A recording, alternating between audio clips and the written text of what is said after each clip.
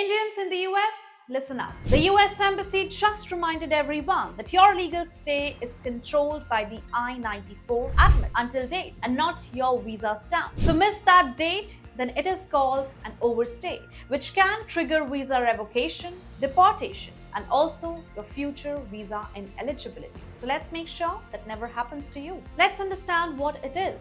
So your visa is a travel sticker to request entry, and your I-94 is your permission to remain.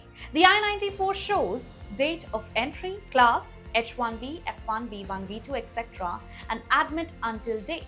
F1, J1 often show duration of status instead of a calendar date. Duration of status stays valid until you keep full-time enrollment or service compliance plus grace periods.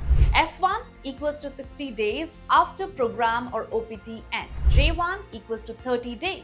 And for most others like H1B, H4, B1, B2, etc., you get a specific date. That date rules no matter what your visa foil says.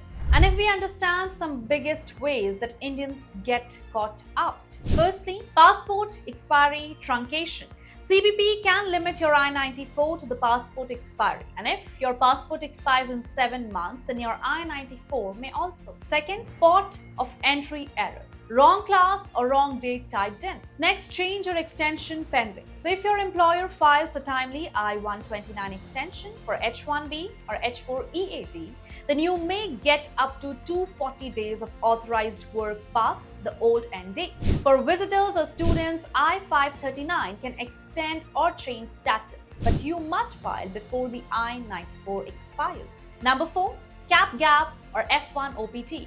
Check that your service and I-20 reflect cap gap properly. Your I-94 may still show duration of status. Moving ahead with consequences and how to fix issues. So overstay greater than 180 days can trigger a 3-year bar. An overstay greater than 1 year can trigger a 10-year bar after departure. Even short overstays can sink future visas. So if you spot a mistake, then number 1, act fast. Visit a CBP Deferred Inspection office to correct I-94 errors. Next, if your date is short because of passport validity, then try to renew your passport and also speak with counsel about options, extension filing or re-entry. Keep copies of every I-94 after each entry. Records can change. So let's see exactly how to check your I-94. Firstly, go to i94.cbp.dhs.gov. Then click on Get Most Recent I-94, then enter your passport details.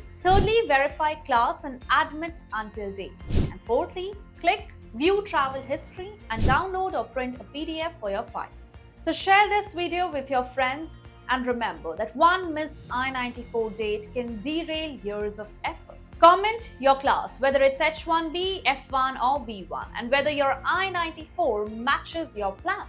Like this video to get recommendations for regular updates like this. And don't forget to subscribe for India-focused visa checklist made simple. Thanks for staying tuned to Immigration Talk Show. See you next time.